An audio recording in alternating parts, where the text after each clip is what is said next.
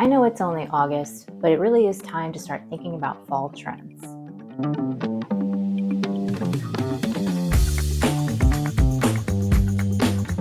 Hi, my name is Sarah, and if you're new here, I make videos about sewing and styling a handmade wardrobe.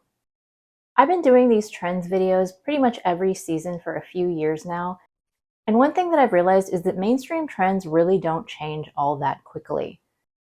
So this time around, instead of repeating the same things that I've been talking about for the past year or two, things like wide leg jeans and slip dresses, those trends that we just keep seeing over and over and over again, or the seasonal trends that come back every single season where it seems kind of silly to even call it a trend. For fall, those are things like plaid, velvet, suede. Those things come around every single year.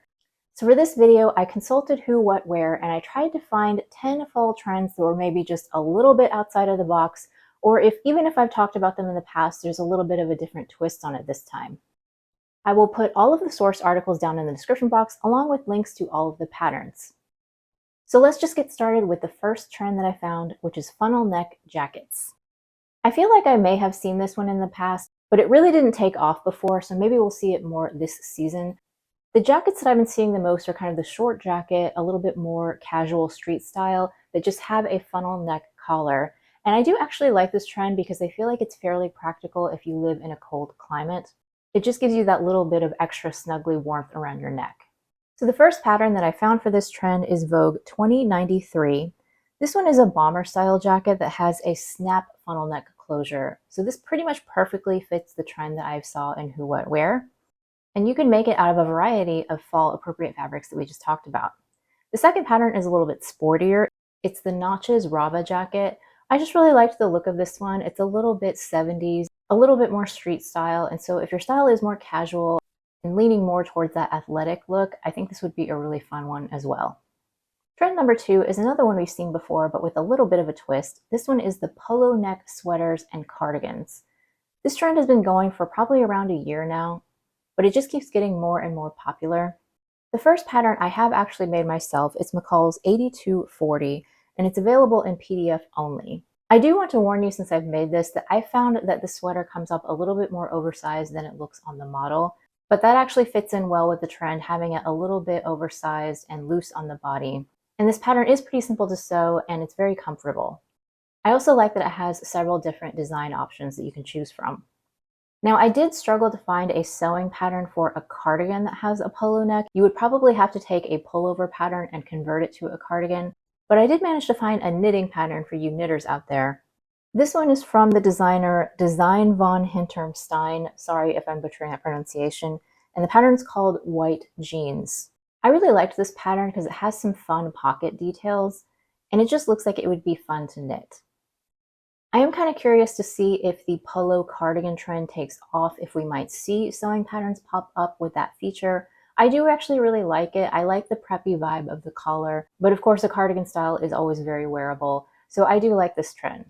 The next trend they're calling skinny flares, which I just have to laugh because these are bootcut pants. I don't know why every few years we feel the need to rename trends and call them something else. But these are literally bootcut jeans. They're fitted through the thigh up to the knee, and then they flare out a little bit, but not in a super big dramatic flare, just a little bit of a flare, which is a bootcut.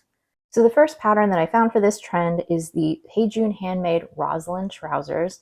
This actually comes in 3 different leg styles. There's a fitted, a straight, and a bootcut. This pants pattern is meant to be made out of ponte fabric, so it has a lot of stretch and it's very comfortable, but it does also have a fly front closure, so it's a little bit more professional looking than an elastic waist pull-on pant. I really like this pattern, and I've always meant to buy it myself because I have some ponte in my stash that I haven't used yet, but I haven't gotten around to it. I have sewn from Hey June patterns before, and I think they're a really good company, so I would recommend these. The second pattern is from Vicky Sews. It's the Candace trousers. I have this pattern in my stash, but I haven't sewn it yet. This is a little bit more of a traditional jeans style, and it's meant to be made out of a faux leather or suede, I think. It's a little bit more of a casual style because it has that classic 5-pocket construction, but it also has the right sort of leg shape where it's fitted through the thigh and then flared out below the knee. The next trend is polka dots. Now, this one we did hear about in the spring, but the reason I thought it was interesting to bring up again is because it's supposed to be a trend for fall. And at least in my mind, I always think of polka dots as more of a spring and summer trend. I did like how they've styled it more for fall, so I thought it could be an interesting one to try out. And I mostly saw this trend in a lot of full skirts and dresses, so I'm going to recommend patterns for this rather than fabrics because fabrics are so personal to everybody and the availability is different depending on where you live in the world. So I'm just going to let you source your own polka dot fabric. The first pattern that I picked was McCall's 8609. This is a full skirt that has pockets.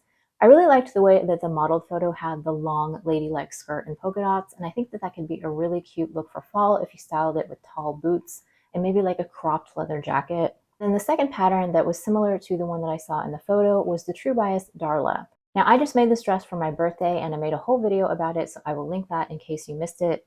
But I do think that this dress would look really cute in a polka dot, and I think that it could still be appropriate for fall as long as you layered it with a cardigan or a cropped jacket. Now before we go any further, if you're enjoying this video so far and feel like you get some value out of it, I would really appreciate it if you would hit the thumbs up because it helps more people find my channel.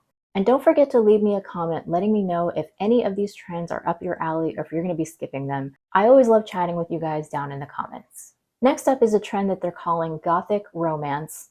This is specifically black dresses that have lace or sheer elements.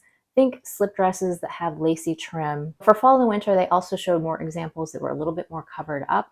Now, I would say that this particular trend is not really my style, but I did kind of like some of the photos and I wouldn't mind having something like that if I had an occasion to wear it to, which I don't. But style-wise, I do think that it's kind of an interesting one. And the first pattern that I found is the Pattern Scout Ella. It's very similar to the photo that I'm showing you. If you were to piece an extra section of a sheer layer at the bottom of the skirt so that the whole dress is opaque with just a sheer portion at the bottom, I actually really like the look of that, and I think that's a little bit unique and different. Although, like I said, I don't think I would really wear it for myself because it doesn't really fit with my lifestyle. The second pattern I chose because it has sleeve options. It's the Le Perline Cove dress, and you can add short or long sleeves to this. And I thought that it would be really fun to make the sleeves sheer, so have the body of the dress in something solid and then have a sheer lacy sleeve. I think this makes a nice nod to the trend without it being completely see-through and a little bit more appropriate for everyday wear. The next trend is romantic ruffle boho dresses. Now, I know we've talked about this one in the past, but this trend just seems to keep getting hotter and hotter. And it's a little bit unusual that it's listed as a fall trend because I always think of it as more of a spring and summer thing. So basically, you can think of this trend as dresses with very over-the-top ruffles. It is very much not my thing, but I know that a lot of people out there love that style. The first pattern that I found is the Mila Oni Thalassa that looks pretty similar to the Zara dress that I showed. If you made it shorter and added the optional ruffle at the bottom, and you used a chiffon or another sort of flowy sheer fabric, you could get a pretty close match to the Zara dress. The second pattern I had to pick because it almost made me chuckle a little bit because to me it's just so over the top that it's costumey, but it does fit with the trend. It's McCall's 8549. This is a Laura Ashley vintage dress. If you really wanted it to be on trend, you could make it in a more fluid sheer fabric. And possibly for fall and winter, you would consider lengthening the sleeves to give a little bit more coverage. You could not pay me to make this dress personally, but I know that someone will make it and they'll look adorable. And so kudos to them, but I'm definitely going to be avoiding this particular trend. Now this next one, I don't think that I've seen since the early 2000s. They're calling it genie pants. It's basically like a comfortable wide leg pant that's cinched in at the ankles. And I did just say that I'm tired of seeing the same trends over and over again, but I wasn't particularly asking for this one to come back, but I will give it credit that it's at least something new and different that we haven't seen in a while. In case you can't tell from my tone, I'm definitely going to be skipping this one. It is not for me. But for a younger person, or maybe someone who's really into high fashion, you might be jumping on this trend. For me, it's just a little bit impractical and also kind of weird for fall and winter because I would think that like your ankles would get cold, but what do I know? So the first pattern that I found for this is more of a sporty vibe. It's Simplicity 9959. This one is a unisex pattern, and I would make the long version to match the trend and not the capri version. This has a low rise, and it has that drawstring cording to cinch in the ankles, which I did think was a good match for the trend. The second pattern that I found is from Folkwear. I think it's the Saruel. This just goes to show that there's absolutely nothing new under the sun because this is a vintage style pattern that evokes Turkish style pants that were worn many, many years ago. And it does match the current trend very well, although these pants are cinched in at the ankle with elastic, but you could substitute ties if you wanted it to be more like the trend photos. The next trend is an unfortunate one that seems to just be gaining momentum more and more. It's the low-rise loose jeans. Now, I will say that this time around, the trend seems to be not quite as low as the Britney Spears, Christina Aguilera era of the early 2000s. It's honestly more of what I would consider to be a mid-rise, and they're combining that with a loose, wider leg. So it does seem a bit more comfortable than when the trend was popular last time. Also, I do think that this trend is helpful for some people. If you have a shorter torso, then you might want the lower rise. So we are starting to see more sewing patterns in this style now. The first one that I found is the Just Patterns Julia. I actually bought this pattern because I thought it was really interesting. It has an adjustable waist, so you can wear it a little bit higher up at a mid-rise, or you can loosen it and wear it a little bit more low-rise. I believe the closure is with a button that you can button or unbutton to make it tighter or looser. And this pattern is meant for a more mid-weight denim that has a bit more drape. The second pattern that I found is an older one. It's the Itch to Stitch Liana stretch jeans.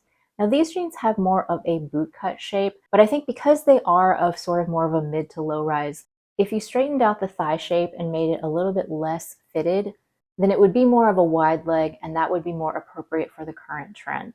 Also, because the pattern calls for stretch denim, it would definitely be more comfortable than making something out of 100% cotton. The next one is another jeans trend. We're seeing more front seaming details. So we're kind of moving away from that quiet luxury where everything was very simple and plain. And we're headed more to that maximalist trend where everything has a little bit more detail, a little bit more color and pattern. So the first pattern that I found for this is No Me 2052. It has patches on the front, so it definitely has that extra seaming detail. And if you wanted to be more on trend for fall and winter, you could just simply lengthen these to be full length rather than cropped. The second pattern is very much not my taste, but it's the Vicky Stowe's Leighton, and it has seaming details at the hip and also at the knees. These jeans are also slightly flared with a low rise, so it kind of combines a few different trends. If I'm going to be honest, this one does remind me a little bit too much of the early 2000s era, but that's just my opinion, and maybe somebody out there would really appreciate this type of jean. The next trend that I have to share is the non-standard denim jacket. So denim jackets are back. I feel like they were technically out for a little bit, but the way that they've come back this time is that they're not just your classic plain denim jacket. They have something interesting about it. Like I've definitely seen ones that have puffy sleeves, and now we're seeing denim jackets that have more of a cinched waist or even asymmetric details. So the first pattern that I picked is No Me 2132. This one is a moto jacket that has asymmetric zip details and also Sherpa or faux Sherpa collar and cuffs. This is very much on trend for fall and winter. It very often is, but I feel like this season faux fur is very much a trend. So it's going to be particularly in style this season. And this jacket is also unisex, so you can make it for anyone in your family. Then the second pattern that I had to share is Style Arc Cindy. And I chose this one because it has a sample that was made in denim. And I thought this was just a really nice example of a denim jacket that has some interesting details. It's definitely more fitted at the waist, and it has a little bit of a ruffle collar detail. So even though this is an older pattern now, I think that it would really fit in with this particular trend. So those are the fall 2025 trends that I wanted to share that perhaps you haven't heard too much about before. Thank you so much for watching this video, and I will see you in the next one.